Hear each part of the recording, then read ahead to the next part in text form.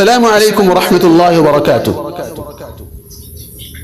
الحمد للہ رب العالمین والصلاة والسلام علی اشرف الانبیاء والمرسلین اما بعد. محترم سامعین کرام، آج کا ہمارا یہ درس انشاءاللہ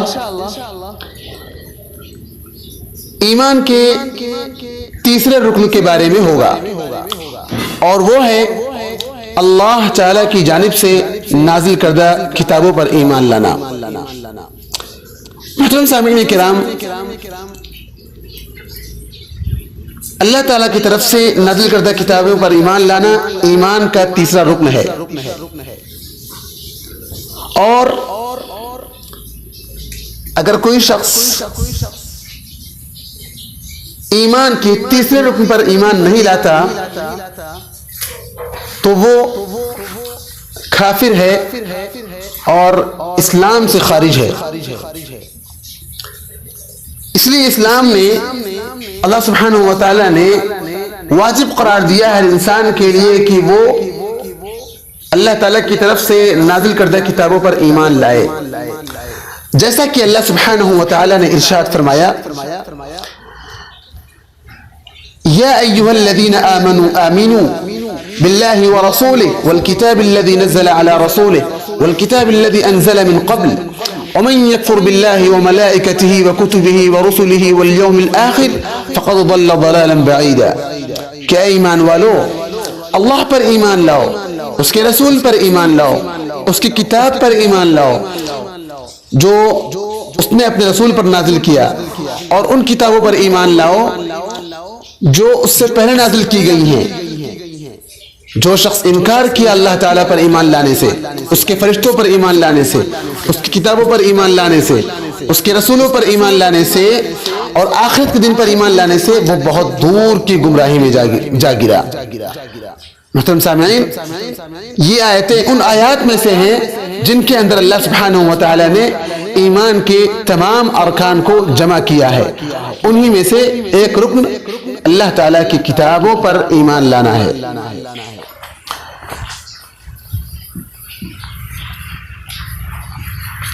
اللہ کی کتابوں پر ایمان لانا کچھ ایسی کتابیں ہیں جن پر اجمالی طور پر ایمان لانا ہے، اور کچھ ایسی کتابیں ہیں جن کی تفصیل کی گئی ہے، لہذا ان پر تفصیلی طور پر ایمان لانا ہے.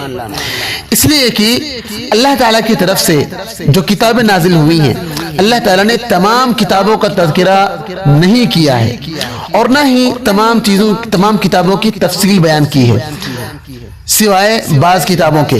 لہذا اگر تفصیل آئے گی تو تفصیل سے ایمان لائیں گے، اور اگر تفصیل نہیں آئے گی تو اجمالی طور پر ایمان لائیں گے. اللہ تعالیٰ کی جانب سے نازل کردہ کتابوں میں سے ایک کتاب تورات ہے، جسے اللہ تعالیٰ نے موسیٰ علیہ السلام پر نازل کیا، اور دوسری کتاب انجیل ہے جسے اللہ تعالیٰ نے عیسیٰ علیہ السلام پر نازل کیا، اور تیسری کتاب زبور ہے جسے اللہ تعالیٰ نے داؤد علیہ السلام پر نازل کیا، اور چوتھی کتاب صحف ہے جسے اللہ تعالیٰ نے ابراہیم علیہ السلام پر نازل کیا. یہ تمام کتابیں تفصیلی طور پر مذکور ہیں، لہذا ہم ان پر تفصیلی طور پر ایمان لائیں گے. وہ آیت کریمہ جن کے اندر اللہ تعالیٰ نے اپنی کتابوں کا ذکر کیا ہے. سب سے پہلی آیت اللہ تعالیٰ کا ارشاد ہے: بل تؤثرون الحیاة الدنیا والآخرة خیر وابقى ان هذا لفی الصحف الاولى. کہ تم دنیا کی زندگی کو مقدم رکھتے ہو آخرت کی زندگی پر، جبکہ آخرت سب سے بہتر اور ہمیشہ باقی رہنے والی ہے. ان هذا لفی الصحف الاولى صحف ابراہیم و موسیٰ. اور یہ بات پہلے کے صحیفوں میں بھی ہے، اور ابراہیم اور موسیٰ علیہ السلام کے صحیفے میں بھی ہے. دیکھا آپ نے، ان میں اللہ تعالیٰ نے تفصیلی طور پر کچھ کتابوں کا ذکر کیا ہے جسے ہم تفصیلی طور پر ایمان لائیں گے. اسی طریقے سے ان کتابوں کے اندر، بعض کتابوں کے اندر اللہ تعالیٰ نے صحابہ کرام کی صفات بیان کی ہے، ان کی تعریف کی ہے اور ان پر ثنا کی ہے، جبکہ ان کا وجود بھی نہیں تھا اس وقت.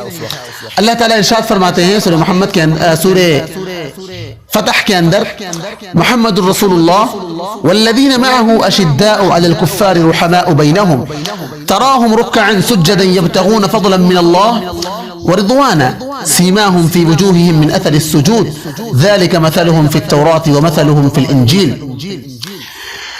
محمد صلی اللہ علیہ وسلم اللہ کے رسول ہیں اور ان کے ساتھ جو لوگ ہیں وہ کفار پر سخت ترین ہیں اور آپس میں ایک دوسرے پر رحم دل ہیں. آپ ان کو دیکھیں گے وہ رکوع کرتے ہیں اور سجدے کرتے ہیں اور رکوع اور سجدے میں اللہ تعالیٰ کا فضل تلاش کرتے ہیں, اللہ تعالیٰ کی خوشنودی تلاش کرتے ہیں. ان کی پیشانیاں سجدے کے آثار سے چمک رہی ہوں گی. ان کی یہ مثال تورات کے اندر بھی ذکر ہے اور ان کی یہ مثال انجیل کے اندر بھی ذکر ہے. اللہ تعالیٰ نے ان اوصاف عظیمہ کا اور خوبصورت صفات کا تذکرہ کیا صحابہ کرام کے بارے میں جبکہ ان کا وجود بھی نہیں تھا. تو یہاں پر ہم تفصیلی طور پر ایمان لائیں گے. اسی طریقے سے آسمانی کتابوں پر تفصیلی طور پر ایمان اس طریقے سے بھی لائیں گے کہ تمام کتابوں کے اندر اس بات کا ذکر ہے کہ جتنے بھی انبیاء اور رسول آئے ان سب کی ایک دعوت تھی اور وہ تھی کہ وہ اللہ تعالیٰ کے علاوہ تمام معبودان باطلہ کا انکار کرنے کا حکم دے اور ایک معبود حقیقی اللہ سبحانہ و تعالیٰ کی عبادت کو لوگوں کو کرنے کا حکم دے. اللہ تعالیٰ ارشاد فرماتے ہیں وَلَقَدْ بَعَثْنَا فِي كُلِّ أُمَّةٍ رَسُولًا أَنِ اعْبُدُوا اللَّهَ وَاجْتَنِبُوا الطَّاغُوتَ. اور یقینی طور پر تحقیق کہ ہم نے ہر امت میں ہر قوم میں ایک رسول بھیجا, ایک پیغمبر بھیجا تاکہ وہ لوگوں کو حکم دے کہ وہ اللہ کی عبادت کریں اور تمام معبودان باطلہ کا انکار کریں, ان سے بچیں. اسی طریقے سے اللہ سبحانہ و تعالیٰ نے دوسرے مقام پر ارشاد فرمایا وَاذْكُرْ أَخَا عَادٍ إِذْ أَنذَرَ قَوْمَهُ بِالْأَحْقَافِ واذكر أخا عاد إذ أنذر قومه بالأحقاف وقد خلت النذر من بين يديه ومن خلفه ألا تعبدوا إلا الله إني أخاف عليكم عذاب يوم عظيم. اور یاد کرو عاد کے بھائی کو جب اس نے اپنی قوم کو احقاف میں ڈرایا اور یقیناً اس سے پہلے بھی ڈرانے والے گزر چکے ہیں اور اس کے بعد بھی یہ کہ تم سوائے اللہ تعالیٰ کے اور کی عبادت نہ کرو, بے شک میں تم پر بڑے دن کے عذاب سے خوف کھاتا ہوں. اس آیت کریمہ میں آپ نے ایک اور چیز دیکھی, وہ یہ کہ ہر قوم کے جو رسول جنہیں اللہ تعالیٰ نے رسول اور پیغمبر بنا کر بھیجا وہ اپنے قوم کو ڈرانے والے بنا کر بھیجے گئے, اپنے قوم کے لیے ڈرانے والے بنا کر بھیجے گئے. اسی طریقے سے وہ تمام کے تمام لوگ اس بات پر بھی متفق تھے کہ وہ آخرت کے دن پر ایمان لانے کا حکم دے, جیسا کہ اللہ سبحانہ و تعالیٰ نے ارشاد فرمایا وَسِقَ الَّذِينَ كَفَرُوا إِلَى جَهَنَّمَ زُمَرًا حَتَّى إِذَا جَاءُوهَا فُتِحَتْ أَبْوَابُهَا وَقَالَ لَهُمْ خَزَنَتُهَا أَلَمْ يَأْتِكُمْ رُسُلٌ مِّنكُمْ يَتْلُونَ عَلَيْكُمْ آيَاتِ رَبِّكُمْ وَيُنذِرُونَكُمْ لِقَاءَ يَوْمِكُمْ هَذَا. کافروں کو گروپ در گروپ جہنم کی طرف ہکایا جائے گا. جب وہ اس کے پاس پہنچیں گے اس کے دروازے ان کے لیے کھول دیے جائیں گے اور وہاں کے نگہبان ان سے سوال کریں گے کہ کیا تمہارے پاس تم میں سے رسول نہیں آئے تھے جو تمہارے رب کی آیتیں پڑھتے تھے اور تمہیں اس دن کی ملاقات سے ڈراتے رہے. وہ جواب دیں گے ہاں درست ہے, لیکن عذاب کا حکم کافروں پر ثابت ہو گیا. اس آیت کریمہ کے اندر آپ نے دیکھا کہ آخرت کا ذکر ہونے کے ساتھ ساتھ جنت کا اور جہنم کا ذکر بھی موجود ہے. اسی طریقے سے جزا اور حساب اور عقاب کا بھی تذکرہ موجود ہے.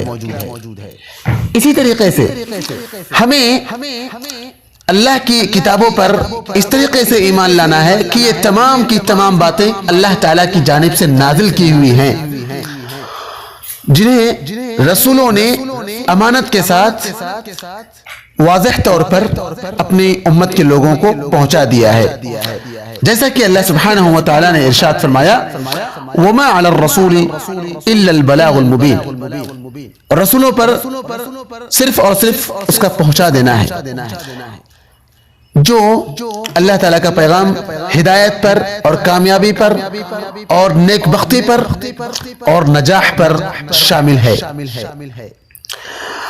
اور یہ تمام کتابیں گزشتہ کی قوموں کے قصے بھی ان کے اندر موجود ہیں، اور ان کے کامیابی کے راز اور ان کے ناکامی کے راز بھی ان کے اندر موجود ہیں۔ اسی طریقے سے ان کتابوں کے اندر ان تمام اسباب کا بھی تذکرہ موجود ہے جن کے ذریعے امت یا قومیں ناکام اور ناکاری ہوتی ہیں، اور ان اسباب کا بھی تذکرہ موجود ہے جن کے اندر ان اسباب کا تذکرہ موجود ہے جس کے ذریعے قومیں کامیابی اور فلاح پاتی ہیں۔ اور قرآن مجید پر ہمیں اس طور پر ایمان لانا ہے کہ قرآن مجید مکمل طور پر ہمارے لیے ہدایت اور رہنمائی کا باعث ہے، جس کے بعد کوئی بھی کتاب نازل نہیں ہوگی۔ جس طریقے سے نبی محمد صلی اللہ علیہ وسلم پر ایمان لانا ہے کہ وہ آخری رسول ہیں، ان کے بعد کوئی رسول نہیں ہے، اس طریقے سے ہمارا یہ تیسرا رکن ختم ہوا۔ اللہ تعالیٰ سے دعا کرتے ہیں کہ اللہ تعالیٰ ہمیں حقیقی معنوں میں اللہ تعالیٰ کی کتاب جو آسمان سے نازل کی گئی ہیں اللہ تعالیٰ کی جانب سے بندوں کے لیے ان پر ایمان لانے کی توفیق عطا فرمائے۔ آمین۔ والسلام علیکم ورحمۃ اللہ وبرکاتہ۔